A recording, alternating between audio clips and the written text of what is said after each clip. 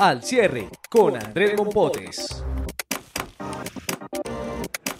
Hola, este es el podcast Al Cierre del Tiempo Casa Editorial, que gira en torno a los temas periodísticos que se discuten en la sala de redacción. Esta es la edición del jueves 5 de abril. Mi nombre es Carlos Solano, soy editor de Cultura.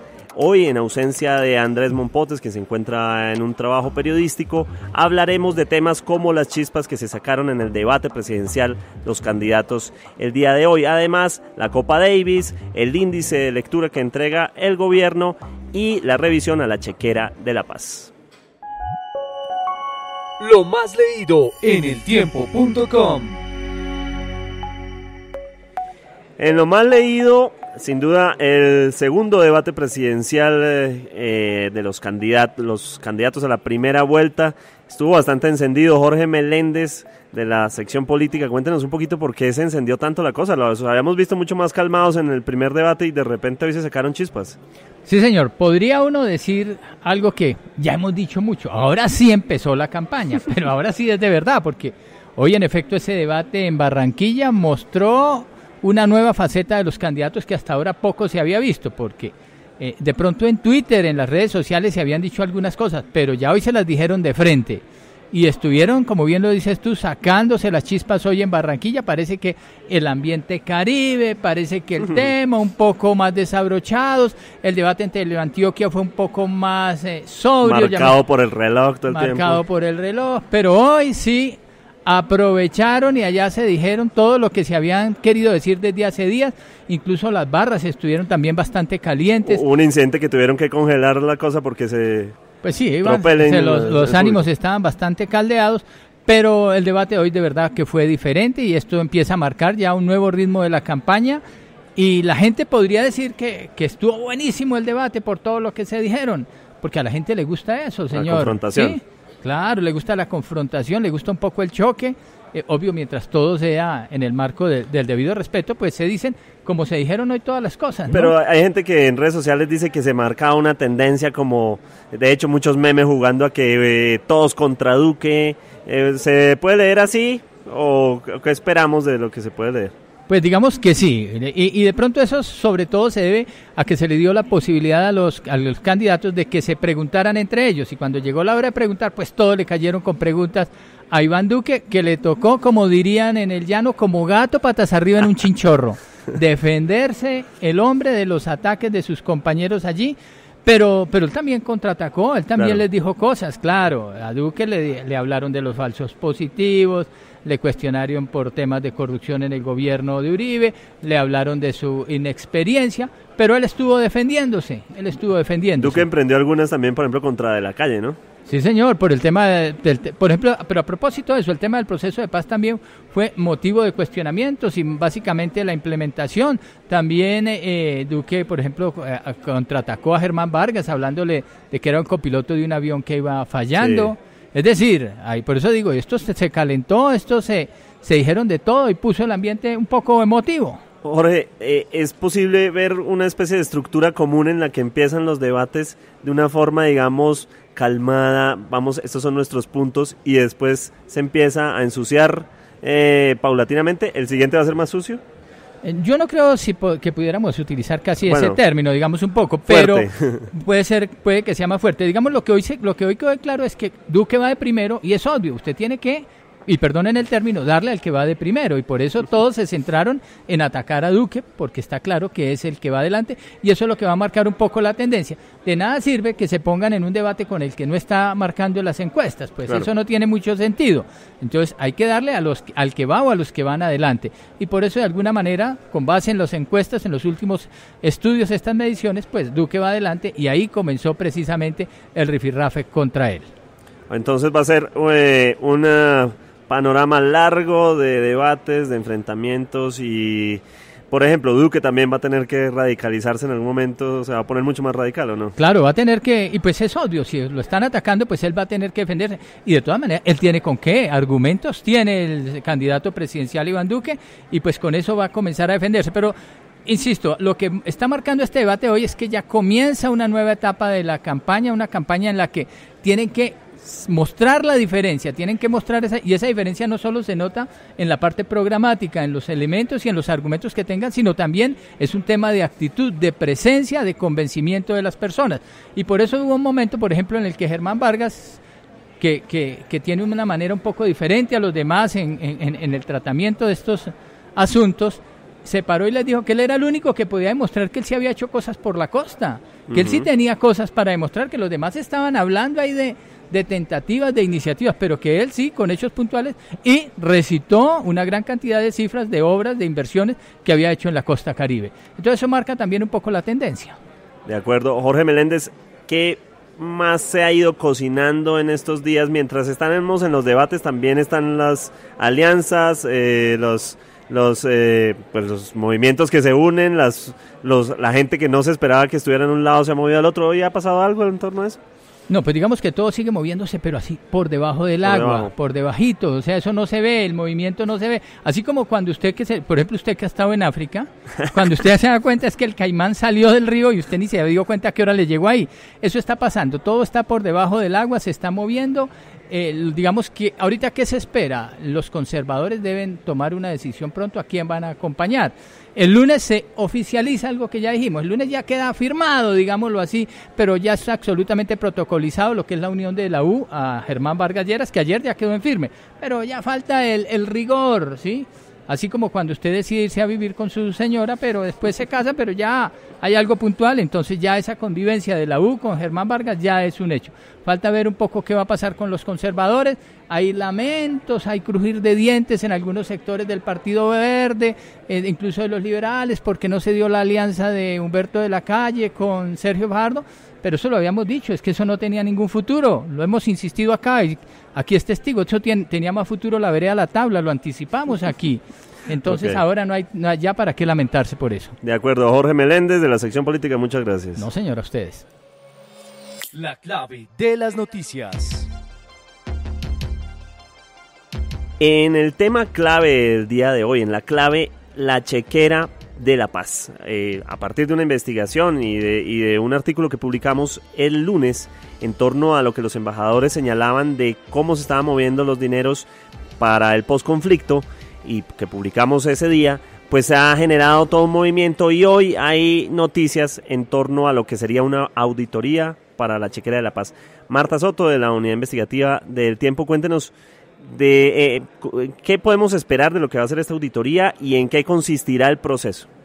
Pues mire, después de que el diario El Tiempo reveló, como usted bien lo decía, la carta de los embajadores de Suiza, de Suecia y de Noruega, en el que estaban pidiendo transparencia y claridad en torno a las donaciones internacionales para los proyectos productivos del posconflicto, pues la Fiscalía, la Procuraduría y la Contraloría se unieron a la investigación.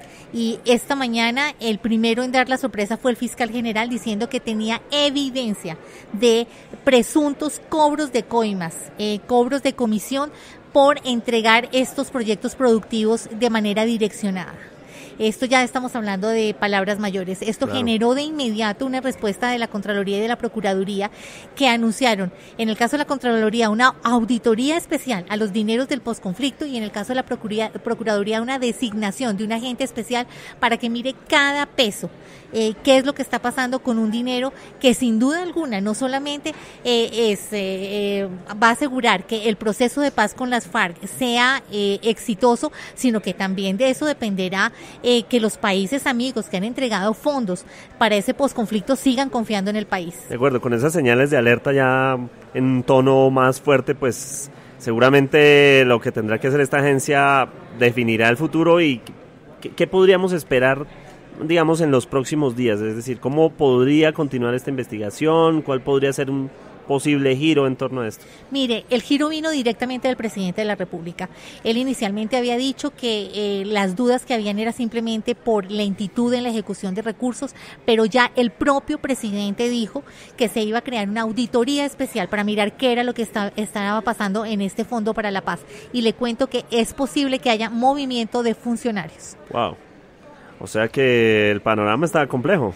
El panorama está complejo, pero estamos en un momento clave porque digamos que hasta ahora se va a empezar la ejecución de los dineros. Entonces yo creo que la intervención no solamente de la prensa, por parte del diario El Tiempo y de otros medios de comunicación que se han unido a las investigaciones, sino pues de la Fiscalía, de la Procuraduría y de la Contraloría, va a evitar que a este tipo de dineros que son sagrados, como cualquier dinero público, pero especialmente en el caso del posconflicto, que vayan a ser mal utilizados. Ya el gobierno tomó cartas en el asunto y esperamos que no solamente haya movimiento de funcionarios, sino que miren quiénes eran los que supuestamente estaban pidiendo coimas para asignar los proyectos productivos del posconflicto. Nuestros lectores, que me imagino en este momento tan álgido en el que nos encontramos, se preguntarán, bueno, si esto está grave, ¿qué podría, generar para el proceso de paz, para lo que se ha logrado, para todo este escenario? ¿Qué le podemos explicar al lector digamos, el alcance que pueda tener esto? Pues mire, en el fondo es un mensaje de tranquilidad, porque como le cuento, todavía no se han ejecutado los dineros. Entonces yo creo que están en el momento perfecto para que la Procuraduría, la Fiscalía y la Contraloría intervengan, para que el propio gobierno mire qué es lo que está pasando y si hay ruidos, pues que haya respuestas contundentes en torno a las personas que presuntamente, como lo dijo el propio fiscal general, estarían haciendo uso de información privilegiada para direccionar estos contratos. De acuerdo, Marta Soto, muchas gracias. Seguiremos haciéndole seguimiento a este tema que es fundamental. Mil gracias. La cifra del día. Hoy en la cifra 2.9. Este es el índice de lectura que arroja el Ministerio de Cultura, la Cartera de Cultura y el Gobierno Nacional sobre la cantidad de libros per cápita al año que leemos los colombianos, tanto comprendiendo esa cifra, tanto los que leen como los que no leen. Esta es una cifra promedial, aunque un informe un poco complejo porque arroja varias cifras, pero la fundamental es 2,9 libros. Carlos Restrepo, de la sección Cultura, nos acompaña para entender un poquito mejor de qué se trata ese 2,9. Sí, Carlos, hay que tener en cuenta muchas cosas. Primero, esta es una encuesta, se llama la Encuesta Nacional de Lectura, que dio a conocer el Departamento Nacional de Estadística. Es una encuesta que no se había hecho antes en la historia de Colombia. Es una encuesta que además tiene una muestra de más de 108.000 personas y 33.000 hogares. Es una encuesta que por primera vez en la historia de nuestro país mide los lugares más apartados del país, es decir, las zonas rurales, porque esto nos va a permitir crear para el futuro del país unas políticas de lectura mucho más coherentes, mucho más ajustadas, dependiendo de la región del país, dependiendo de cómo están leyendo los colombianos. De acuerdo, pero el 2,9 se refiere a cabeceras, entonces, ¿no? Para entenderlo, este 2,9, para hacerlo comparable con cifras que venimos manejando antes, que eran la famosa cifra de la encuesta nacional de consumo cultural, que es la que tenemos como referente, es la cifra que se medía en las cabeceras municipales. Para tener esa lógica, en ese orden de ideas, recuerde que la del 2014 fue de 1.9 libros en promedio leídos al año por los colombianos. La del 2016 fue de 2 libros leídos en promedio por año a los colombianos, y ahora pasamos a 2.9 libros leídos para el año. Para aterrizárselo a nuestros lectores, básicamente hay un mejor índice de lectura. Los colombianos estamos leyendo más. Pasamos de una cifra que se tenía en un estudio que arrojaba 1,9 a un análisis mucho más profundo que arroja 2,9. ¿Qué más arrojó, digamos, de conclusiones esa encuesta? Bueno, esta es una encuesta con más de 80 preguntas, en donde además una encuesta de estas vale un dineral y la hicieron con varias secretarías de cultura del país, de Medellín, de Bogotá, de todo, y estuvo el Ministerio de Cultura, la Biblioteca Nacional de Colombia. Es una encuesta que nos mide además, si, por ejemplo, cómo estaban leyendo los colombianos. ¿Y qué es lo que están leyendo los colombianos? ¿Qué es lo que más por ejemplo, todavía el papel sigue marcando la pauta. Es decir, el 82% de los colombianos de 5 años o más que se declararon lectores habituales prefieren leer en papel, mientras que el 70.4% prefiere leer en soportes digitales. De acuerdo. Y digamos, desglosando ahí esos temas, hay datos curiosos. Por ejemplo, el 51.7% prefiere leer en un libro de papel. El 48% lee periódicos. el 32.2% lee las revistas, los documentos académicos prefieren leerlos un 29% y finalmente un 19.5% lee documentos de trabajo. Y en la otra categoría, es decir, en la de soportes digitales, por ejemplo, el primer lugar lo ocupan sin lugar a dudas las redes sociales, Facebook, Twitter, Instagram, WhatsApp. Ahí el 64% lee es en esas redes. Luego, en un 39.9% lee a través de correos electrónicos. Luego, el 38.6% lee páginas web. Las noticias, artículos o en medios digitales, un 29%. Un dato final, porque ahí hay otros más, pero curiosamente, el último lugar en preferencia de lectura es un libro digital, en un 15.7%, en ese listado. Ahí va subiendo de todos modos ese índice, porque claramente es una carrera contra el tiempo. Sí. Carlos Restrepo, muchas gracias por este análisis y pues es una cifra positiva. Porque claro, y los invitamos a leer en El Tiempo un completo informe con gráficos y todo que va a poderse ver. Y nuestro informe en primer plano en el diario, cómo se publicará este viernes 6 de abril. Muchas gracias, Carlos. Lo que viene para su información. Y en lo que viene, la Copa Davis, que comienza este viernes y va hasta el sábado, ¿verdad, Lisandro Rengifo, de la sección Deportes? Sí, Carlos, la Copa Davis, Colombia juega contra Brasil, mañana son los dos primeros partidos. Santiago Giraldo se enfrentará a Thiago Monteiro y Daniel Galat se enfrenta a Guillermo, porque es brasilero. Klesser. Yo creo que Colombia tiene mucha opción de ir a disputar estos partidos, ganar la serie y después tener la oportunidad de buscar el repechaje del Grupo Mundial. Esta confrontación se denomina por el Grupo 1 de la zona americana. ¿Qué es lo interesante? Que Santiago Giraldo solamente después de esos meses sabáticos que se dio, después de que Colombia pierde en la Copa Davis con Croacia, Santiago Giraldo se da unos meses sabáticos, vuelve y solamente ha jugado 2 partidos y no le ha ido bien.